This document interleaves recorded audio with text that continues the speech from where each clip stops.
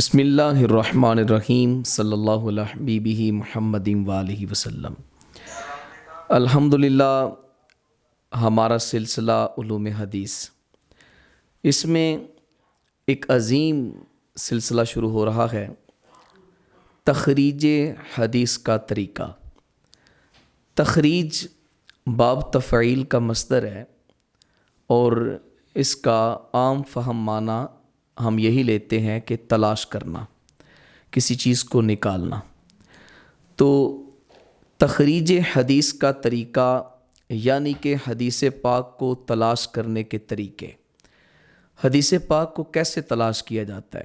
ہم نے کوئی ایک حدیث سنی ہے یا ہم نے کہیں کسی کتاب کے اندر پڑھی ہے، اب ہم اس کے اصل مصدر کی طرف جانا چاہتے ہیں، ہم اس کو پہچاننا چاہتے ہیں کہ وہ کہاں پہ ہے، اس کا اصل مصدر کون سا ہے۔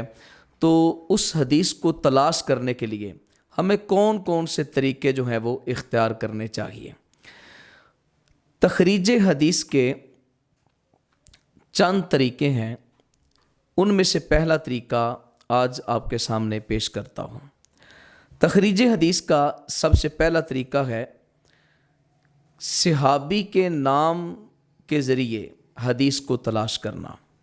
یعنی آپ کو حدیث پاک یاد نہیں ہے، آپ کو صرف اس حدیث پاک کے راوی یعنی صحابی رضی اللہ تعالی عنہ کا نام جو ہے وہ یاد ہے، جیسے جناب سیدنا ابو ہریرہ رضی اللہ تعالی عنہ، یہ آپ کو یاد ہے، یا عبداللہ بن عمر، یا حضرت طلحہ، یا حضرت ابو ذر غفاری رضی اللہ تعالی عنہم۔ یہ آپ کو کوئی ایک نام یاد ہے اور آپ صحابی کے نام کے ذریعے حدیث کو تلاش کرنا چاہتے ہیں، تو اس کے لیے آپ کو کیا کرنا ہے؟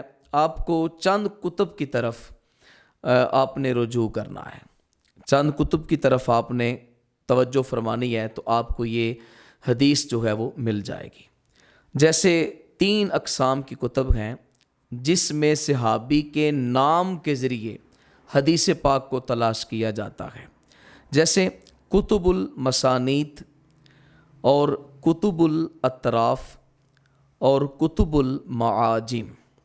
یہ 3 قسم کی جو کتب ہیں، ان میں یہ ترتیب ہے کہ صحابہ کرام علیہم رضوان کی ترتیب سے احادیثیں لائی گئی ہیں، جیسے مسند ابی بکر، مسند عمر، مسند عثمان، مسند علی، یوں مختلف جو ہے وہ صحابہ کرام علیہم رضوان کی ترتیب سے احادیث پاک جو ہیں وہ لائی گئی ہیں۔ جو کتب المسانید ہیں، اس میں بڑا ہی آسان ہے صحابی کے نام سے حدیث پاک کو تلاش کرنا۔ کتب المسانید آپ ذرا ملاحظہ فرما لیں، جیسے المسند لأحمد بن حنبل،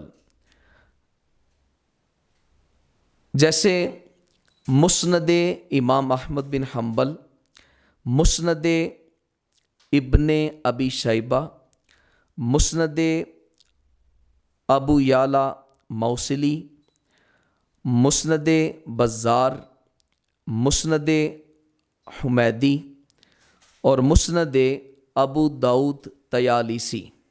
یہ کتب المسانید ہیں جن میں سے آپ کو صحابی کے نام کے ذریعے حدیث مل سکتی ہے۔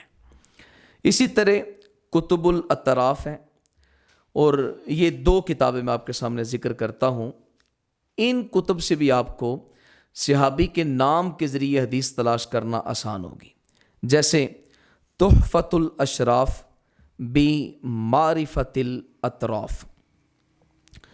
اسی طرح دوسری کتاب ہے ذخائر الموارث فی الدلالۃ علی موادع الحدیث۔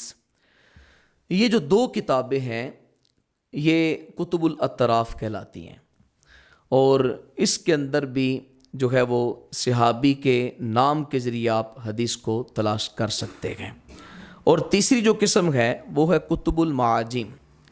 لیکن معجم جو کتاب ہوتی ہے وہ مصنف کے اپنے شیوخ کے ترتیب سے ہوتی ہے، لیکن حضرت امام طبرانی نے اپنی کتاب المعجم الکبیر جو ہے اس کو اپنے شیوخ نہیں بلکہ صحابہ کرام علیہم رضوان کی ترتیب سے مرتب فرمایا گیا۔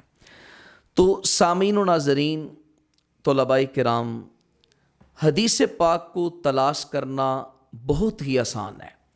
اس کا آج ہم نے پہلا طریقہ جو ہے وہ سماعت کیا کہ صحابی کا صرف نام یاد ہے اور اس نام کے ذریعے آپ حدیث کو تلاش کر رہے ہیں، تو اس کے لیے آپ کو ان 3 قسم کی کتب کی طرف رجوع فرمانا ہے، اور انشاءاللہ العزیز آپ کی مطلوبہ حدیث ان 3 قسم کی کتب میں سے ضرور مل جائے گی۔